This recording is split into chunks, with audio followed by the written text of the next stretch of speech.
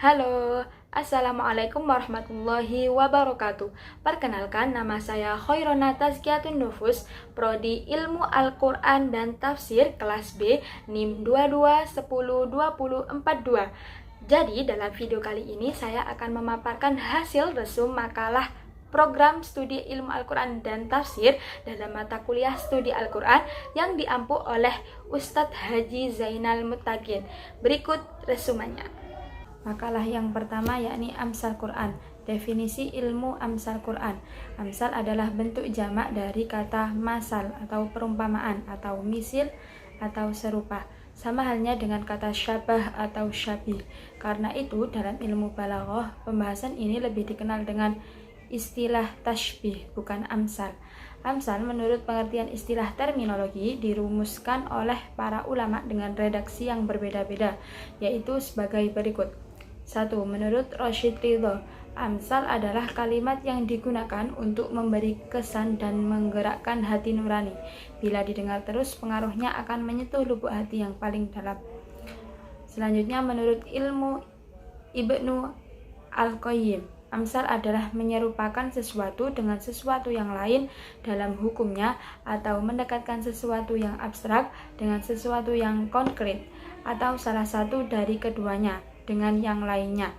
Yang ketiga, menurut Muhammad Bakar Ismail, amsal Al-Quran adalah mengumpamakan sesuatu dengan sesuatu yang lain, baik dengan jalan isti'arah, kinayah, atau tashbih. Berdasarkan pengertian di atas, baik secara bahasa maupun istilah, dapat disimpulkan bahwa amsal Quran adalah menampilkan sesuatu yang hanya ada dalam pikiran atau abstrak dengan deskripsi sesuatu yang dapat diindra atau konkret melalui pengungkapan yang indah dan mempesona, baik dengan jalan tashbih, isti'arah, atau kinayah. Contoh ayat Al-Quran yang menggunakan amsal. Sebelumnya ada beberapa amsal dibagi menjadi 3, yakni yang pertama amsal musahara.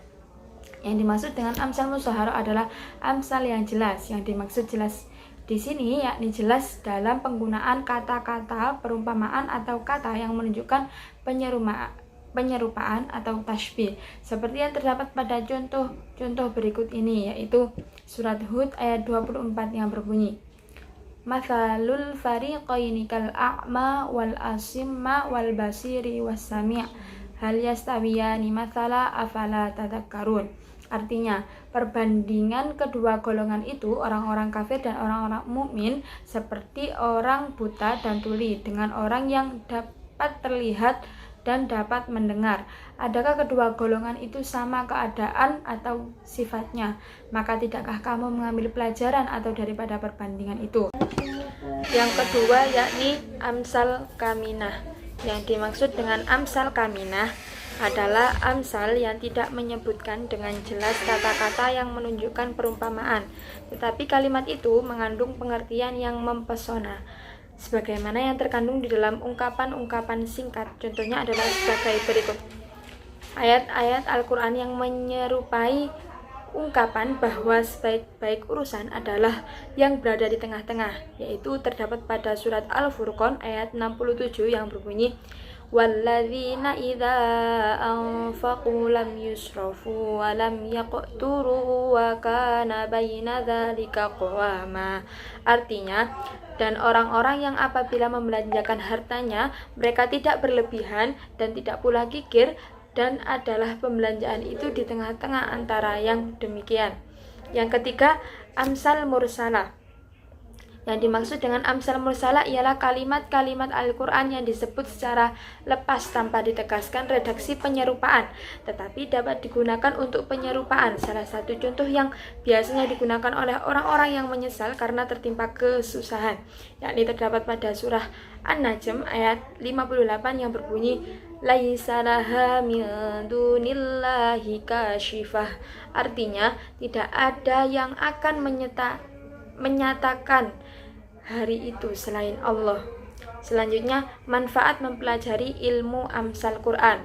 Dalam kitab Manna Al-Qotton dijelaskan bahwa di antara manfaat amsal Quran di antara lain adalah yang pertama, menampilkan sesuatu yang abstrak atau yang hanya ada dalam pikiran ke dalam sesuatu yang konkret yang dapat diindra manusia.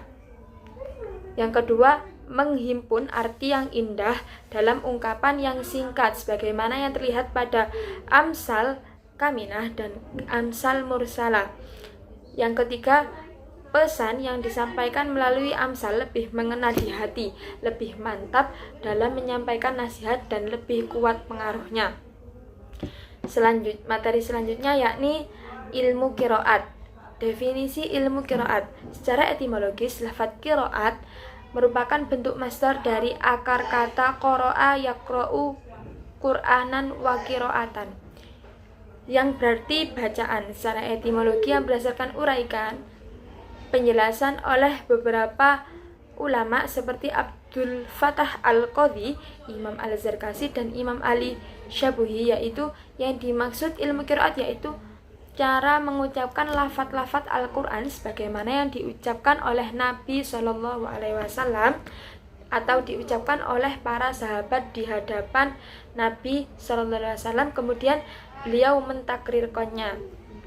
Selanjutnya, cara mengucapkan lafadz-lafadz Al-Quran baik berupa hadf, isbat, taskin, tahrir, fasl, qaus, ibdal atau lainnya sebagaimana yang diucapkan oleh Nabi SAW. Qiraat Al-Quran tersebut diperoleh berdasarkan periwayatan dari Nabi sampai kepada imam-imam qiraat. Qiraat Al-Quran ada kalanya hanya memiliki satu versi qiraat saja dan ada kalanya memiliki beberapa versi qiraat. Selain definisi dalam Al-Quran juga terdapat istilah-istilah khusus yang biasa digunakan. Di antaranya yang pertama, Al-Quran, yaitu bacaan yang dinisbatkan kepada salah seorang imam qiraat tertentu seperti qiraat Asim. Selanjutnya, Ar-Riwayah, apabila qiraat Al-Quran dinisbatkan terhadap salah seorang rawi qiraat imam seperti qiraat Qalun dari Nafi. Selanjutnya at-Thariq, yaitu apabila qiraat Al-Quran dinisbatkan kepada salah seorang rawi qiraat dari rawi lainnya seperti Thariq Nasyid dari Qalun. Selanjutnya al-Wajhu, yaitu apabila qiraat Al-Quran dinisbatkan kepada salah seorang pembaca Al-Quran. Berdasarkan pilihannya terdapat versi qiraat tertentu. Perbedaan antara qiraat dan Al-Quran. Imam Baharuddin Al-Zarkashi mengatakan bahwa hakikatnya Al-Quran dan qiraat dua hal yang berbeda. Al-Quran adalah kalam Allah yang diturunkan kepada Nabi Muhammad sebagai penjelas dan mengandung kemukjizatan, sedangkan qiraat adalah perbedaan yang terdapat pada lafadz wahyu dan perbedaan dan cara membacanya dari segi tahfif ataupun tashkil. Perbedaan yang kedua yakni keduanya memiliki hubungan yang erat dan saling mempengaruhi. Al-Quran terdiri dari lafadz dan susunan ayat, sedangkan qiraat terdiri atas lafadz dan cara membacanya.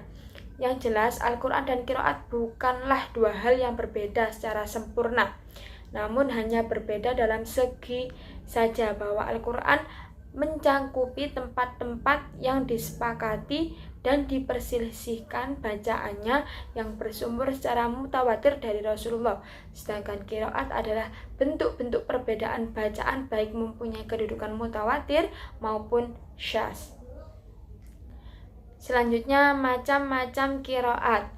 Seperti halnya hadis, qiraat berdasarkan kuantitas sanad terdiri dari beberapa tingkatan, sebagaimana yang telah dikemukakan oleh para ulama.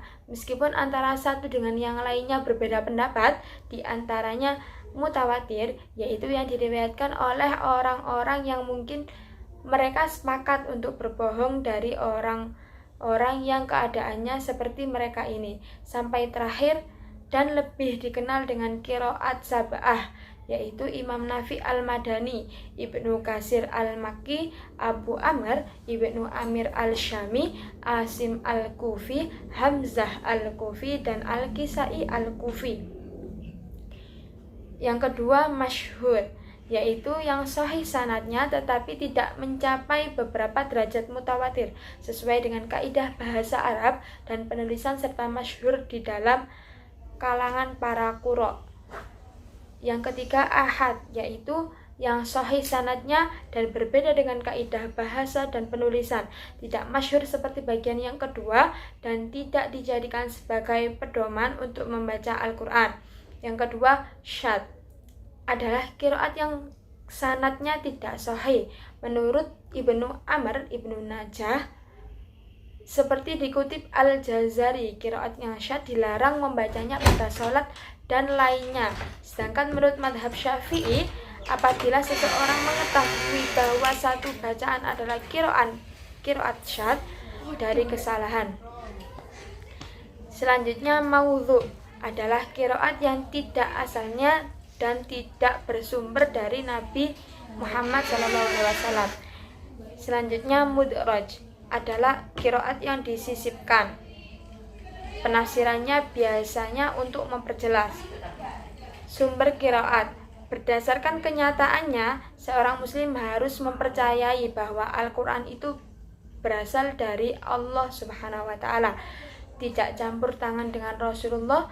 Di sisi lain, qiraat itu bersumber dari wahyu Allah, tidak ada campur tangan selain darinya. Adapun dalilnya terdapat pada dalil Al-Quran. Banyak ayat-ayat Al-Quran yang menunjukkan secara jelas dan pasti bahwa Rasulullah tidak pernah menukar huruf maupun kalimat Al-Quran. Kemudian juga disebutkan dalam Quran surat Al-Haqqah ayat 44-46 yang artinya, dan sekiranya dia Muhammad mengadakan sebagian perkataan atas nama kami, pasti kami pegang dia pada tangan kanannya, kemudian kami potong pembuluh jantungnya. Dalil yang kedua yakni dalil sunnah. Jika Al-Quran telah dengan pasti menyatakan bahwa sumber qiraat adalah wahyu Allah, maka sunnah juga menerangkan dengan jelas tentang itu. Di antara hadis-hadis yang menunjukkan hal ini adalah sebagai berikut. An Ibnu Abbas radhiyallahu anhuma anna Rasulullah sallallahu alaihi wasallam qala aqra'anni Jibril ala hurfin faraja'tuhu falam azal astaziduhu wa yaziduni hatta intaha ila sab'ati ahrufin, rawahul Bukhari. Yang artinya dari Ibnu Abbas radhiyallahu an bahwasanya ia berkata, Rasulullah Shallallahu alaihi wasallam bersabda, Jibril mengajarkan Al-Quran untukku dalam satu huruf, kemudian aku datang kembali kepadanya dan aku senantiasa meminta tambah kepadanya. Ia Jibril alaihissalam pun menambahkannya untukku sehingga berjumlah 7 huruf. Hadis riwayat Bukhari. Faktor munculnya perbedaan qiraat. Faktor internal Al-Quran. Pertama, perbedaan qiraat yang diajarkan oleh Nabi. Ketika mengajarkan Al-Quran, Nabi tidak hanya mengajarkan dalam satu bacaan ini. Dikuatkan dengan hadis mengatakan bahwa Al-Quran turun dengan 7 huruf. Ketika terdapat perbedaan, sahabat selalu menyandarkan kepada Nabi. Kemudian Nabi membenarkan mereka. Inilah menjadi dalil bagi qiraat mutawatir dengan sanad yang sahih sampai kepada Nabi. Kedua, perbedaan turunnya Al-Quran. Setiap bulan Ramadan, Jibril alaihissalam selalu datang kepada Nabi mengulang-ulang bacaan Al-Quran. Kemudian Nabi mengulang pula bacaan tersebut kepada para sahabat dengan beberapa huruf. Sesama mereka ada kalanya berbeda dengan yang lain, tetapi tidak banyak. Ketiga, tidak adanya nakat atau tanda titik dan syakal atau tanda harokat atau baris, sehingga memunculkan ijtihad imam qiraat terhadap kalimat Al-Quran yang diperselisihkan. B. Faktor eksternal. Pertama, perbedaan takrir Nabi terhadap qiraat sahabat. Kedua, perbedaan riwayat dari sahabat-sahabat mengambil qiraat yang berbeda-beda dari Nabi. Di antara mereka ada yang mengambil 1 huruf, ada yang 2 huruf atau lebih. Selanjutnya, para sahabat mengajarkan kepada para tabi'in qiraat yang didapatnya tersebut, dan para tabi'in mengajarkan pula kepada generasi sesudahnya sampai seterusnya, sehingga qiraat tersebut masyhur di kalangan umat Islam. Ketiga, perbedaan bahasa dan dialek atau lahjat.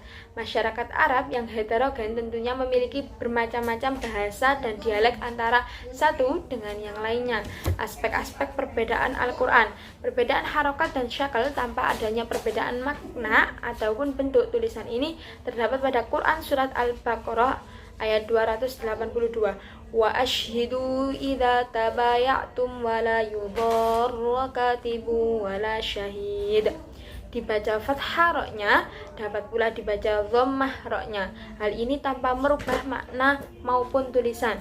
Perbedaan harokat dan syakal yang berimplikasi terhadap perbedaan makna, namun tulisannya tetap. Contohnya pada Quran Surat Al-Baqarah ayat 27.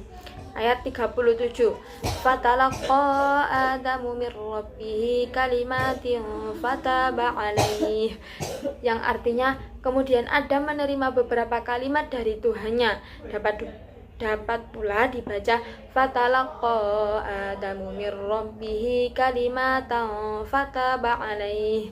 Kemudian Adam diberikan kalimat dari Tuhannya. Yang ketiga, perbedaan huruf yang berimplikasi terhadap perbedaan makna dan bentuk tulisannya. Contoh pada Quran Surat Al-Baqarah ayat 259. Wa takunul jibalu kal aihnil manfush. Dengan huruf zal yang berarti kami Allah menyusunnya kembali berulang itu. Kemudian dapat juga dibaca dengan huruf ra yang berarti kami menghidupkannya kembali.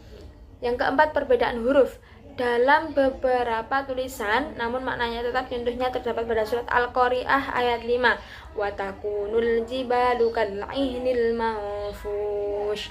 Bisa pula dibaca kasuf yang bermakna sama, yaitu bulu. Perbedaan huruf dan perbedaan tulisan serta berimplikasi terhadap perbedaan makna. Contohnya pada Quran Surat Al-Waqi'ah ayat 29 yang berbunyi wa talhim mandud. Kata dengan huruf H yang berarti pohon pisang bisa dibaca dengan huruf Ain yang berarti pemandangan. Perbedaan dalam hal taqdim mendahulukan dan takhir mengakhirkan kalimat tertentu dalam susunan ayat. Contohnya dalam Quran Surat At-Taubah ayat 11 yang berbunyi yuqatiluna fi sabilillahi fayaqtuluna wa yaqtulun. Bisa juga dibaca terbalik, yakni yuqatiluna fi sabilillahi fayuqtaluna wa yuqtulun. Perbedaan dalam bentuk ziyadah penambahan dan al-nuqsan atau pengurangan kalimat atau lafaz tertentu dalam susunan ayat. Contohnya pada Quran Surat At-Taubah ayat 100 yang berbunyi wa'addalahum jannati tajri tahtahal anhar, ditambah huruf min sebelum kata tahtiha sehingga berbunyi wa'addalahum jannati tajri min tahtihal anhar. Selanjutnya, hikmah perbedaan qiraat. Yang pertama, adanya perbedaan qiraat dapat memperkokoh kesatuan umat Islam karena dengan diturunkannya Al-Quran yang mengandung variasi bacaan tentunya akan sesuai dengan kemampuan mereka, sehingga setiap kelompok umat Islam tidak saling mengklaim Al-Quran adalah milik kelompok tertentu saja. Selanjutnya, perbedaan qiraat merupakan keringanan dan kemudahan bagi umat Islam secara keseluruhan.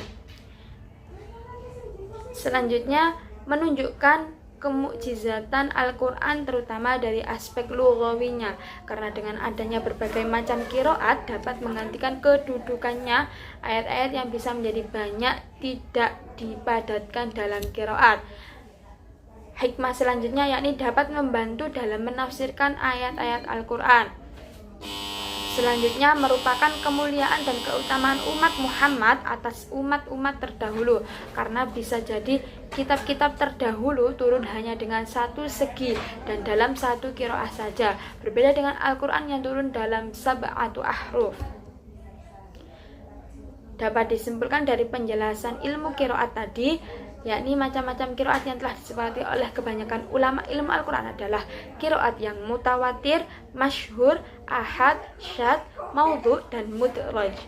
Sedangkan syarat diterimanya suatu qiraat adalah pertama, qiraat harus sesuai dengan kaidah bahasa Arab seperti segi kefasihannya. Kedua, qiraat harus sesuai dengan rasm Utsmani. Apabila terdapat sedikit perbedaan, maka qiraat tersebut masih dapat diterima. Ketiga, qiraat harus memenuhi kesahihan sanad.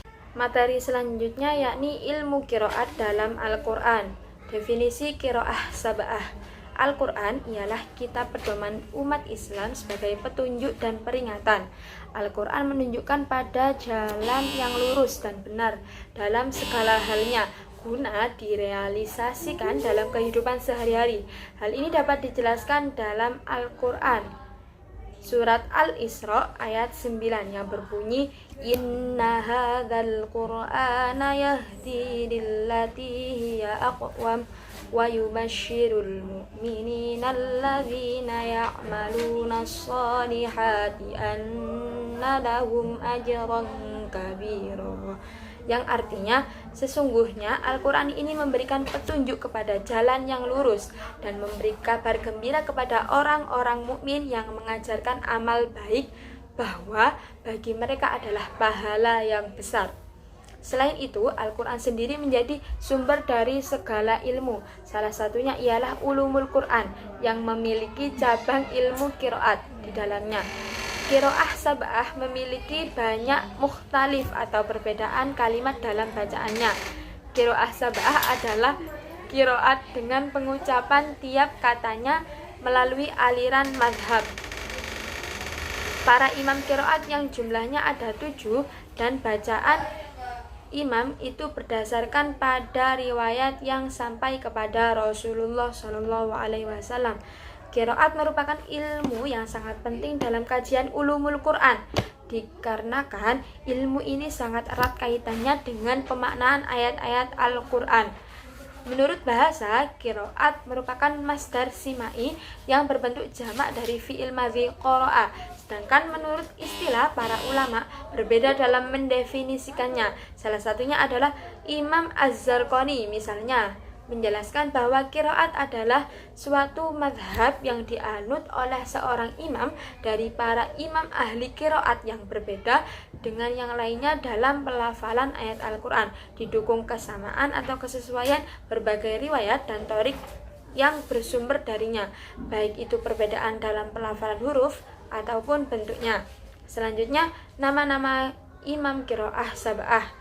Yang pertama Imam Nafi Al-Madani, yang kedua Imam Ibnu Katsir, yang ketiga Abu Amr Al-Basri, yang keempat Imam Ibnu Amir Asy-Syami, yang kelima Imam Asim Al-Kufi, yang keenam Imam Hamzah Al-Kufi, yang ketujuh Imam Kisai Al-Kufi. Selanjutnya, perbedaan antara qiraah sab'ah dengan yang lain. Perbedaannya adalah mujtahid ilmu fikih memiliki pendapat yang paling tepat menurutnya serta meninggalkan pendapat yang kurang tepat menurutnya. Misalnya saja Imam Syafi'i berpendapat dengan Imam Malik, berbeda pendapat dengan Imam Malik sebagai gurunya, karena pendapat yang paling tepat menurut Imam Syafi'i berbeda dengan pendapat yang paling tepat menurut Imam Malik. Sedangkan para pendiri qiraah sab'ah memilih dan memilah bacaan yang paling masyhur dipakai oleh guru-gurunya. Seluruh guru-guru para pendiri qiraah sab'ah bersambung sanad bacaannya dengan Rasulullah. Karena itu, para pendiri qiraah sab'ah hanya memilih di antara seluruh bacaan bersanad hingga Rasulullah. Contoh-contoh qiraah sab'ah. Pada ayat pertama, surat Al-Fatihah, Bismillahirrahmanirrahim. Tidak satupun imam qiraat berbeda pendapat perihal bacaan ini. Artinya tidak boleh merubah sedikit pun, baik dari aspek harokat maupun hurufnya. Memang sedikit beberapa kitab tafsir dijelaskan macam-macam alternatif bacaan pada ayat ini. Di antaranya, bolehnya menfathahkan atau melemahkan nun dan mim pada kata Ar-Rahman dan Ar-Rahim. Dalam kajian ilmu nahwu variasi i'rab, Seperti ini masih bisa dibenarkan dengan alasan semata analisis kalimat. Dalam ilmu qiraat yang memiliki sanad mutawatir, ternyata tidak ada perbedaan bacaan basmalah tersebut dan tidak dibenarkan membaca di luar itu. Jadi 7 imam dan 14 perawinya membaca ayat tersebut secara sama. Demikian juga halnya pada ayat 2, 3, dan 5 surat Al-Fatihah, yakni Bismillahirrahmanirrahim, Alhamdulillahirabbil alamin, Ar-Rahmanirrahim, Iyyaka na'budu wa iyyaka nasta'in. Dapat disimpulkan penyebab munculnya qiraah sab'ah adalah banyak kisahnya yang beredar di masyarakat sehingga menjadi membingungkan bagi orang awam.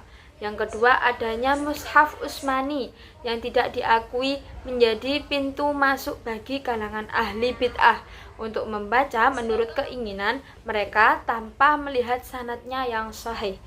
Yang ketiga, demotivasi, merasa kehilangan minat untuk mempelajari ilmu qiraat dengan banyaknya qiraat sehingga diperlukan penyederhanaan dalam periwayatan.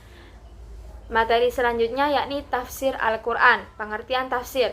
Pengertian tafsir menurut bahasa, kata tafsir diambil dari bahasa Arab, yaitu fassara yufassiru tafsiron, yang berarti penjelasan, pengungkapan, penjabaran, atau bisa juga dengan menjelaskan makna yang abstrak. Sedangkan secara istilah, tafsir berarti menjelaskan makna ayat Al-Quran, konteks cerita, dan alasan diturunkannya ayat tersebut dengan lafal yang menunjukkan kepada makna yang zahir. Pengertian tafsir menurut beberapa ahli, salah satunya menurut Al-Jurjani, tafsir adalah menjelaskan makna ayat berdasarkan konteksnya, sejarahnya, dan alasan diturunkannya ayat tersebut dengan menggunakan kata-kata yang jelas menunjukkannya. Persamaan dan perbedaan antara tafsir, takwil, dan terjemah. Ketiganya menerangkan makna ayat-ayat Al-Quran, ketiganya sebagai sarana untuk memahami Al-Quran. Perbedaan antara tafsir, takwil, dan terjemah. Tafsir menerangkan dan menjelaskan makna ayat yang lebih luas, lengkap dengan penjelasan hukum-hukum dan hikmah yang dapat diambil dari ayat itu, dan seringkali disertai dengan kesimpulan kandungan ayat-ayat tersebut.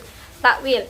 Takwil ialah berupaya memahami teks kepada makna yang dimaksud, yang mungkin secara lahiriahnya dianggap bertentangan bila diartikan sebagaimana makna dasarnya.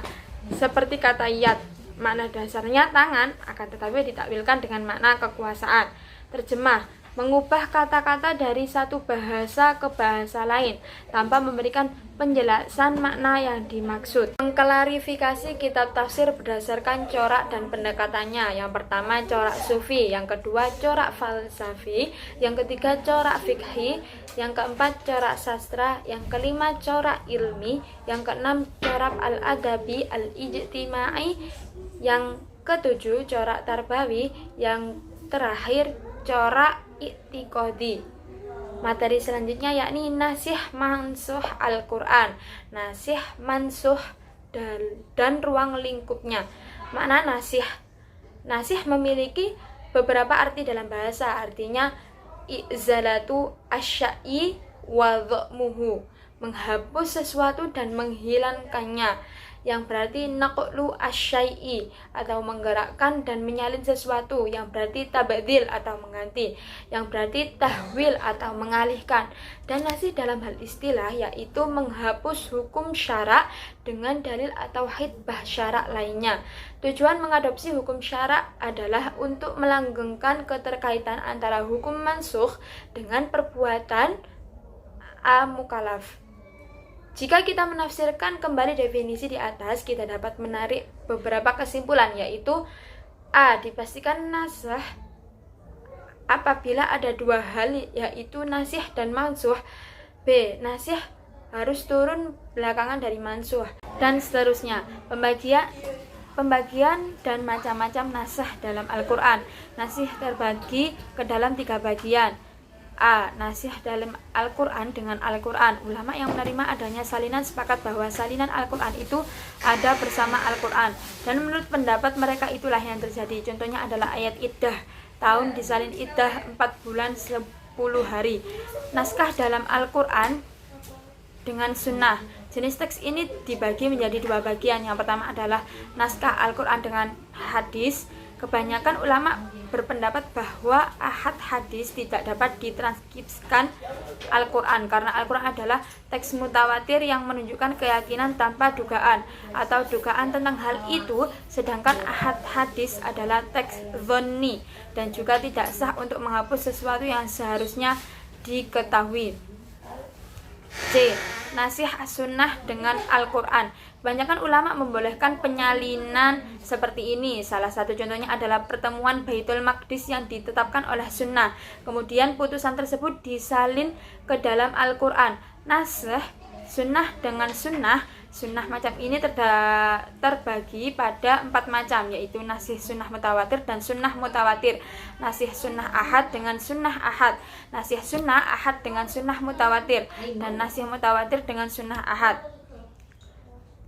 Yang ketiga, ayat-ayat masyhur nasihnya. Adapun ayat-ayat yang masyhur nasihnya bisa kita lihat pada bawah ini. Di antara ayat yang masyhur nasihnya masih ada pada surat Al-Baqarah ayat 180. Dinasihkan menggunakan ahadis. Sesungguhnya Allah sudah menaruh kepada setiap orang yang memiliki hak akan haknya, maka mir terdapat wasiat bagi waris. Ayat 240 pada surat Al-Baqarah dinasihkan menggunakan ayat 234, masih ada pada surah yang sama, dan ayat 224 pada surat Al-Baqarah dinasihkan menggunakan ayat 286 pada surat yang sama.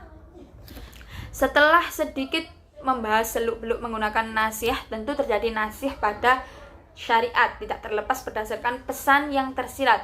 Lantaran bila tanpa hikmahnya, sanggup saja dikatakan Allah bermain-main menggunakan aturan yang diturunkannya. Adapun pesan yang tersirat adanya nasihat merupakan buat menjaga kemaslahatan hamba, perkembangan tasyrik menuju taraf sempurna sesuai perkembangan dakwah dan perkembangan kondisi manusia. Cobaan dan ujian bagi mukallaf, apakah dia mengikuti atau tidak, menghendaki kebaikan dan kemudahan bagi umat. Sebab bila nasah itu beralih pada yang lebih berat, maka masih ada tambahan pahala. Bila beralih ke yang lebih ringan, maka ia mengandung kemudahan dan keringanan bagi hambanya. Demikian pemaparan resum beberapa makalah studi Al-Quran yang dapat saya sampaikan. Terima kasih atas segala perhatian. Mohon maaf atas segala kekurangan. Wassalamualaikum warahmatullahi wabarakatuh. Thank you.